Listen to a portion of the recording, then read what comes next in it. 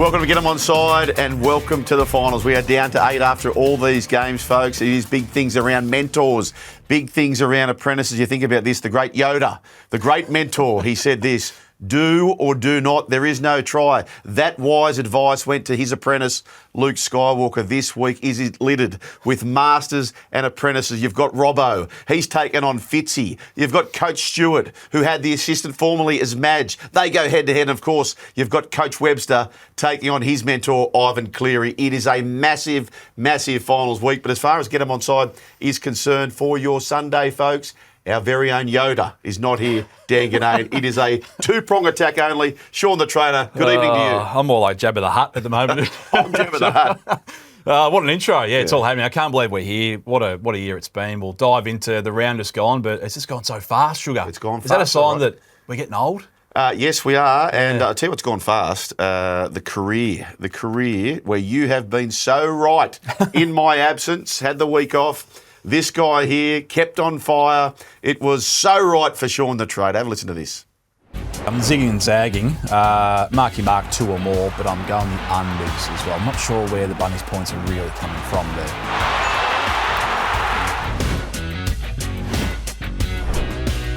What about that bloke, Marky Mark? Now I'm going to deflect. Humility, Sugar. You know, I'm going to show a bit here and just deflect. We'll talk about Marky Mark, not that winning flea bet. So at the start of the year, he was 150 to 1 top try scorer. In mid-July, he hit about $4.50 or thereabouts. $26 still against the Storm, and he just caught fire. Yep. And we have to give a shout out, friend of the show, Jackie Bruton, sports bet officers here. He backed him at 125 to 1 at the start of the year. What about this though? Backed the Hammer today to score 3 or more as a semi sort of hedge at about $10 or $11, and he's collected both. He's jammed it right in the middle. Wow. So he's got Hammer hat-trick. He goes off injured. Important to some, which we'll get to a little bit later. But shout out to you, Jackie Bruton. So one hell of a year, Marky Mark. He sews up the top try scorer award. And just on that, Shawnee, so Mark Nawanganawazi, he was banished from the Rookie of the Year. And the moment they said, Marky, you're not going to win this award, he said, I'm still going to leave with a Dally M. And he put the foot down, and he has collected the Ken Irvine medal for the Dally M top try scorer of the year. Now, what we did, Shawnee, Get 'em Onside, we put up a post as to, and this is a good question, imagine being asked this, say, February at the start of the year. Roosters fans, do you want Joey Manu or do you want Mark Nawanganawazi?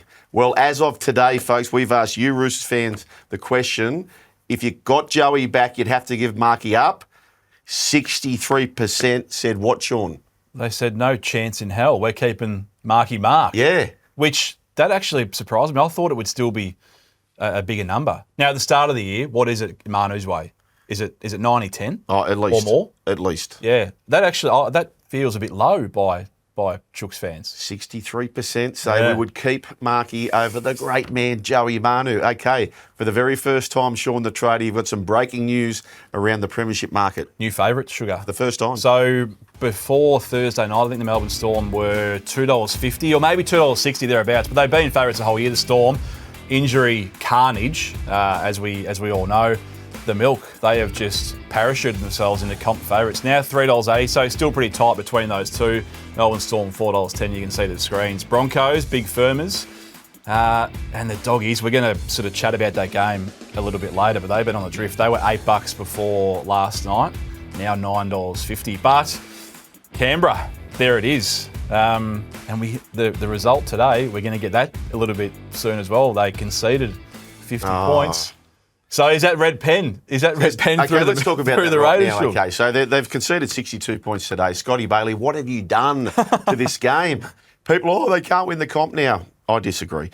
And there's no asterisks and there's no caveats, but that's the rule here. Geez, this right-hand side got absolutely hammered by the hammer. And I'm trying to work out. Now we know Ricky going into it had the luxury of resting, and he hit that button. And then when the Chooks won, Phins nothing to play for. So we probably knew it was going to be a bit of a party atmosphere. But there's still a couple of players in that Raiders team that are going to be there next week. Like, I don't think it's the most ideal preparation, Sugar, to get absolutely lapped the week before you have to face the Broncos. Now, as I said, all those players are out, but not ideal preparation. It might just test them a little bit mentally to see how they react, because that's got to be in the back of their mind somewhere.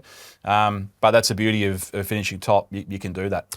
We'll skip past the Knights-Eels game, which is the final game of the regular season, but the Newcastle Knights, Shawnee, have confirmed themselves that wooden utensil you find in the kitchen that you don't want. You don't want it. You don't win it. You just collect it on the way through. Did back them at the start of the year. That was on the feed, $7.50. So that was a big swing. Titans winning, them losing. But, boy, that whole organisation, particularly one man who's not going to be there, Adam O'Brien, he will be happy to see the back end of the year. Now, we know, are we going to get to Scotty Bailey's tweet? Because we mentioned it just quickly.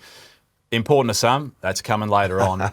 This was so important to the man, Scotty Bailey. Now, every time a team nears the conceding 50 mark, gone with it. he gets the tweets ready. He's always got the keyboard loaded. He's done it today. Put a line through Canberra. No team has won the comp after conceding 50 points in a match. Now, Scotty, he's done it. They're $3.80, Scotty. If they win the comp, right, they have conceded 62 points. Scotty, you are not allowed to turn up next year and say no team has won the comp when they've conceded 64 or more. We cannot chase that stat up. Can we, Shorty? Poor old Scotty. Now, enough of Scotty Bailey. We do need a coach's corner from you, Sugar. It's a staple of the show. What do you got for us this week? Okay, well, let's do this, shall we? Ricky Stewart, too smart, too smart. Now, if you're going to rest players, do it in the final round. Why? The 11-day concussion protocol for the Category 1, that's one of the reasons. Niggling injuries, that's another reason. This game, and I haven't got the exact stats, but I reckon it's about 2 players a game would change for the next round or something like that. So you're a high chance, more often you will lose a player than you'll have 1 to 17 the following week. Ricky Stewart, he said, we're going to rest in the last round. Other teams got a bit clever and rested some the week before. Now, what's happened? It has been rugby league roulette. It has been carnage. Let's start with the Canterbury Bulldogs. Now, I'll ask you this, Sean the Trader. They have lost Kiraz, Montoya. Kikau's going to be a little bit, how are you going after his knock? Sherry's definitely out. Melbourne Storm, who played on Thursday, no Pap, no Nelson, no Hughes. So Canterbury had a chance to rest, right? So can I ask you this, Sean? Had they decided before round 27 had kicked off that they were resting and Melbourne go on to lose Pap, Nelson, Hughes, would they be favourites for this week 1 finals game? Well, if they're not, they're very, very close. Yeah. I think it's probably a toss of the coin at the absolute limit, but not so. Yeah, it begs the question, what the hell are you doing rolling these plugs out? I don't know. Well, I joked on social media. I said, Bulldogs take on the Sharks, 80 minutes. What should you do? Should you go rip in, play rugby league roulette? Should you wheel out an esky and have a few beers for a couple of hours? Should you play a kicking duel? Should you play touch footy? They went at it and went at it at a cost. Not just the Bulldogs, Sean. Nico Hines now has to decide whether they want to take on a massive risk, look to get it downgraded. Currently, if he takes an early guilty plea for the hip drop on Marcelo Montoya, he'll cop a week. If he fails, that's 2 weeks. Yeah. It's rugby league roulette that I think is so unnecessary. I don't know why they've done this. So, like in punting and in a lot of things, you have to look at the upside versus the downside. I'm struggling to see now where we've got the beauty of hindsight here, so we all look like experts after the fact. But I'm struggling to see going into it where was the real upside, particularly for the Bulldogs, in rolling out the team that they did. It was just they put themselves in a lose-lose situation. If they go out and it's a sort of run-of-the-mill game. Thoughts here, Sean? Well, I think he's in trouble in this, Shug. And well, the judiciary said he's in trouble, so now they really have to roll the dice. Yeah, upside, as I said, is everything. I just don't know where it was. If they roll out the team as they did, name they get through unscathed, no one's really talking about it. But if they rest everyone and they get beat, well, there's an excuse for doing that. And he's picked Galvin. He's made the bed. Playing one game together isn't going to make a difference to the following week. No. More importantly, you need to be fit, you need to be healthy, you need them all there. That's where I struggle to see the upside. And look, it's, as I said, hindsight is everything, but we've been proven sort of correct here. Shawnee, we've gone through the permutations of this competition. Now, this Storm Bulldogs game is huge, absolutely huge. The winner may have a saloon passage in a big way. Yeah. The loser is in big trouble. So if you lose this game, Melbourne versus the Bulldogs, you will then likely I say, take on the Penrith Panthers if they get the job done. They're the shortest price favourites in week 1 of the finals against the Warriors. So if you lose Storm or Bulldogs, you then probably play the Panthers. That'll be in either Sydney or Melbourne, depends who lost the game. Then you take on the winner of week 1 between the Raiders and the Broncos in a prelim. And if you were to win that, then you take on in the grand final the team who's already beaten you. So for me, the loser of the Storm and the Bulldogs, red pen 'em. The winner, saloon passage. They've got a massive advantage because they go straight to a prelim final. Yeah. They're in the spa for 2 weeks and they're playing in a home city. We use the analogy at the back there of a fork in the road. There is no bigger fork in the road this year of two teams. Like the path is yours. If you get through this game with a win, you are so close to having 1 foot in the grand final. So close. You go the other way, and as you said, it's a tricky passage. You're Craig Fitzgibbon, and you've got to make the call on what to do with the Nico challenge. Oh, well, what's the risk that he loses? So if you get it wrong, he misses 2 weeks. He loses 2 weeks. Oh, well, we very rarely see these players get off, do we? Very rarely. Yeah. The judiciary dig their heels in. I think you just got to cop it. He's got to cop it. I think you got to cop it. And then you've got the conundrum, which is a great conundrum to have. If they win the game against the Roosters, and not forgetting their best performance of the year was against the Roosters, then you've got to worry about things like, where does Nico then fit back in the side? Yeah. Well, we saw, so Trindle missed, Atkinson come in, and look, their attack didn't miss a beat at all. No. So, look, I think probably seeing that might make the call a little bit easier. Just keep Acco there. I know it's a new combination still, but... And then you just hope you get through. Got the beauty. It's at Shark Park. That's a decent advantage for them. Tigers and the Titans, Shawnee. No wooden spoon for the mighty Tigers. They finish officially in 13th position. However, they had a chance to finish 11th. So with 15 to go, they had a tidy lead. But then the Titans rattled home. And a fitting finish for what a career it's been for Kieran Foran, and of course Desi Hasler wraps it up with him. So next year, new coach Josh Hannay needs to start the scoreboard. Whenever they're at home, Seabus Super Stadium next year, he needs to tell the scoreboard attendant to flick it over to maybe 12-0, 18-0 before they run out on the park, and they might actually come to life, because this whole season for the Titans has been wait till we fall a couple of tries behind, then we'll start to we'll get into gear. But is it a good year for the West Tigers? Sugar? No, you're very neutral in your assessment of the NRL, but you still got a soft spot for them. Is it a good year? It's a pass mark. It's just a pass, though. Just a pass mark. Yeah. So at the start of the year, we have the order for the ladder. Yep. And they've finished 13th. I reckon they probably were placed around 13th. Their season wins number that we do at the start would have been, they've probably gone over that just as well. So if you're using that as a bit of a mark, then maybe it is more than a pass mark. 9 wins for the year, so they have not won 10. Senior producer, despite coming back to us on the back of a Bucks party there in Gerringong, he's still coming up with a good magic. So 6 years it's been since the West Tigers have notched up double-figure wins. Alrighty, so that was important to him, surviving that weekend, but this was important to some. Well, he's made the kick, important to some. Let's rewind back to Thursday night, Broncos and the Melbourne Storm. The margin right here, it's 24-14, it's 10. If you're holding a Broncos 13-plus bet slip, you're in trouble until Tyron Wishart just throws the ball. Probably didn't know to be thrown, and Billy Walters, to his credit, probably realised he doesn't have the most gas in the on that field at that occasion. Look to his outside, your man Sugar, Karapani just goes whooshka and dive very early. I love that. Do you like the dive early? Of course I do. I've seen the spillage happen from time to time. I've seen the other way where people are running deep in the end goal. Yeah, and go too far. They go too far. he sort of galloped to the line too, so I was like, good on you, son. Left winger again anyway. Jesse Arthur's back. We've got to let that go. We have to let it go, put it to bed. All right, that was important to some, 13-plus. We go to Manly and the Wars, Friday, 6 p.m. So the line here, let me set it up, -6.5. The total is 48.5. Again, very, very late in the game. The scoreline is 27-20. The minus is covering. The under is winning. And then DWZ just goes, bang, puts the ball down, goes over. Plus covers in that one. Very, very important to some, two ways. Now, this is a little bit sort of self-reflection. This is a way to say I was pretty close in getting my best bet, right? Isaac Tungo was my bet of the week to score a try down that right edge for the Panthers. He had it. He did all the hard work. He's about to fall over. Gutho, bro, your season's over. You got nothing to play for. Just let Isaac fall over. All he had to do was just put the ball down. And if there was one player that was going to pull off a play like that, it was always Gutho. Yeah. That was very, very important to me.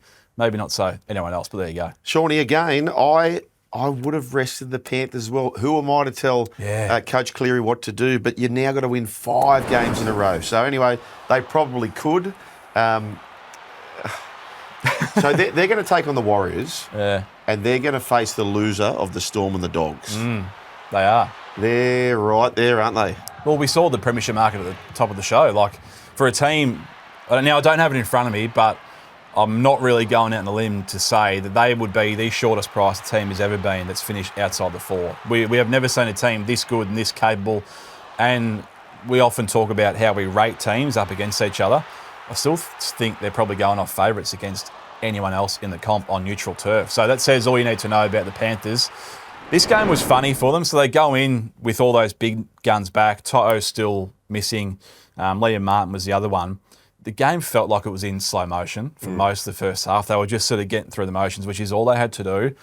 You get the feeling they are just ready to hit the go button right now. And we sort of get a bit of negative chat on the YouTube comments, Sugar, about not giving enough credit to the Wars. However, the betting here will tell you all you need to know. The Wars are $3 on home soil against a Penrith side. That's really all you need to know. Like, it is theirs to lose Penrith, and it might just be coming up for them, just, depending on what happens in that Melbourne Storm game. 2 questions in one. Is it fair to say that the coaches who went full tilt with their teams with the idea to get momentum, to get them to play hot, I don't think any of them achieved that, did they? No. No, they didn't get close to it. No. And the thing about, you could mount a case for the Bulldogs not doing it because they weren't playing good enough footy. A lot of the spine hadn't been in those positions where they go on deep, won premierships. A few had, to be fair. But the argument for the Melbourne Storm, those players, they've done it all. They don't need a little hit out. They don't need to get bat on ball. They just need to sit in a spar. They know when to hit go. And look, hindsight's beautiful, as we keep on saying. But time again, I think they're very, very different looking 17s getting rolled out. Before we move on to the Roosters and the Rabbitohs Book of Feuds, I'll ask you this other question, Shawnee. If you knew Penrith won the comp in hindsight, is there a world in which they started favourite every game? Yeah. Is there? Absolutely. So they could go the whole way from outside the 4, the market, starting in every game. Starting favourite. The market almost tells you that. They're $6.50 now, $1.40, but they're not going to be that big a price against Melbourne or certainly the Bulldogs in Sydney. It's crazy to think, but yeah, the whole comp is looking over the shoulder. Sure. 41,604. That's at Allianz Stadium. Forget about 41,000. Yeah. $41. You're on the chooks. Yes, I am. At $41, sure. A long way to go, and they could.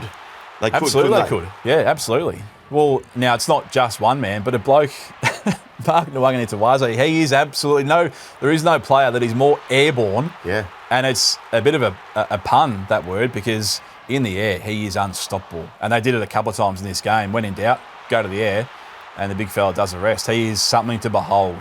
If they are to go deep, they need to beat, and this is controversial, you're going to hear this topic all week.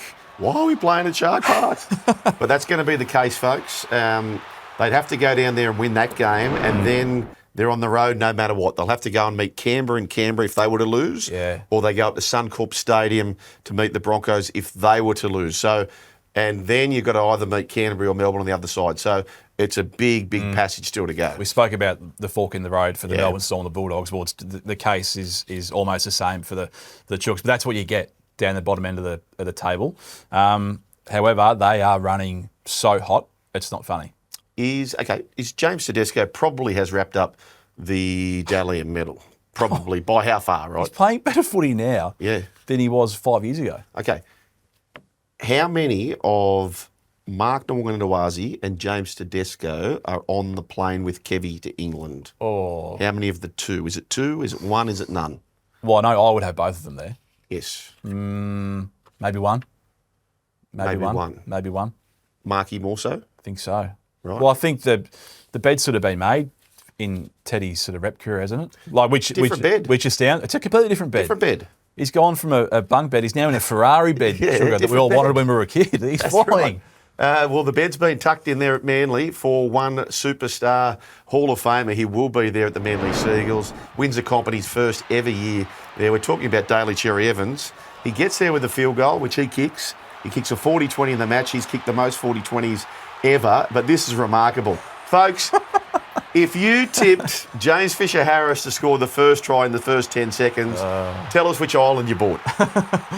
And you should probably never punt again because you're never going to be as lucky ever in your whole lifetime. And Vossi was calling this and he said it perfectly. That's going to go down in NRL Rugby League trivia, pub trivia for eternity. Yep. Who's got the fastest try and who was it? I mean, of all people, it was never going to be James Fisher-Harris, was it? But strange old game. Get the feeling that it was the perfect end for Cherry. You saw him sort of lurking back, give me the field goal, give me the field goal. The game was sort of over at that point, and he slotted it. It was, I know you like fairy tales, for him and Foran to finish on the same weekend, those careers they've had. Something pretty special about that. With these Warriors, is there one last yelp? Is there a world in which they go back to Go Media Stadium? James Fisher-Harris, the former Panther, gets them up. He got them up. He got New Zealand up to beat Australia. Unlikely result, 30 blot. Can he do that here? Well, I'm big on home advantage, Sugar. You know that. Doesn't get really any bigger than that, having to go to Auckland to face them. We know their crowd, it's always a sellout there. They always make noise. So it's a huge advantage. Sign me up for that first hit up.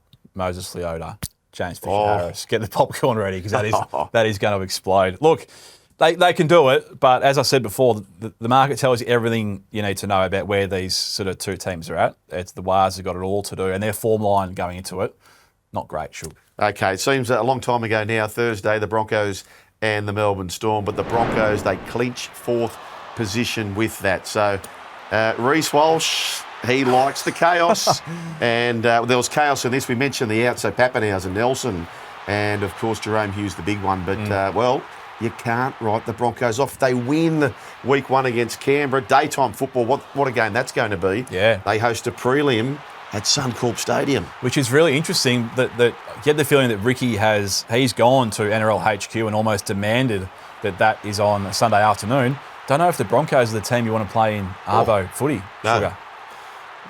There's the Pap. Was not to be for the Melbourne Storm. So where are they? Time to do this, folks. I love this segment.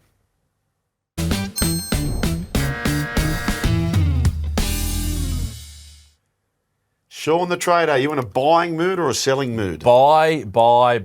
Reece Walsh, the plumber. We just saw it before, actually, that try celebration. He goes over. He is just box office. He leans into it. If he had his time again, he probably wouldn't post the video, but he scores a try and he just has a big slurp of that toilet water, Sugar. He is absolutely airborne. I couldn't buy that a million times if you would let me. He is just so good to watch. Ricky Stewart was selling this. I'm buying this. Corey Horsburgh. Ricky, it's your fault. You made him captain, right? You made him captain for the game. This happens. It was never, ever going to go his way, but the moment it happened, I thought he's going to have a record-breaking time to challenge this. He never gets to be captain. He goes, yes, please, sir. Let's have a look at this. Big Red. He was never going to get this. Look where his hand is. He was never getting it.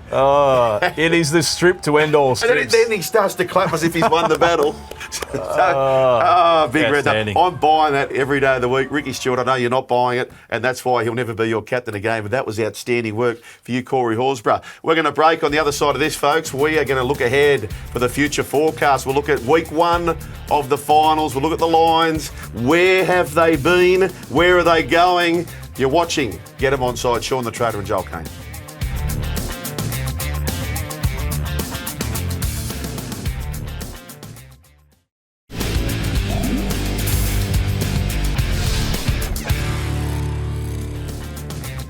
Thank you for staying up and sharing your Sunday night with myself and Sean the Trader here, who has been in white-hot form.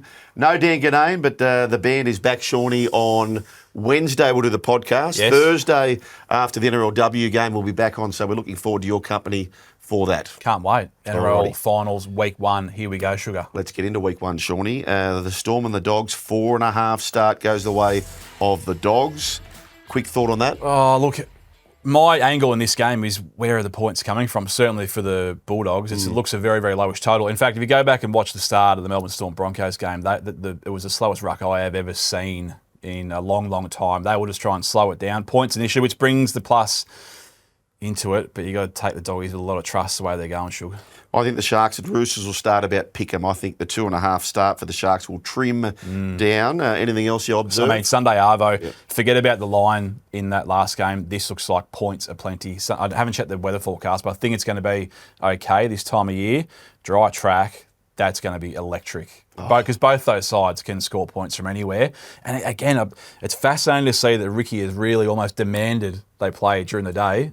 he's showing you how they want to play footy. That's moving the ball around. But the Broncos, we saw Reece Walsh before. He's flying. Fascinating week of games, that is for sure. You've got all the storylines, Madge versus Ricky, Robbo taking on Fitzy, and of course you've got Cleary versus Webster. Outstanding, Shawnee. Dan will join us for Wednesday into Thursday night after the NRLW. And as we say, folks, do or do not. There is no try.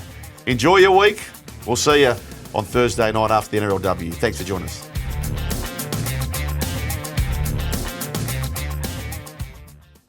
What's gambling really costing you? For free and confidential support, call the number on the screen or visit the website.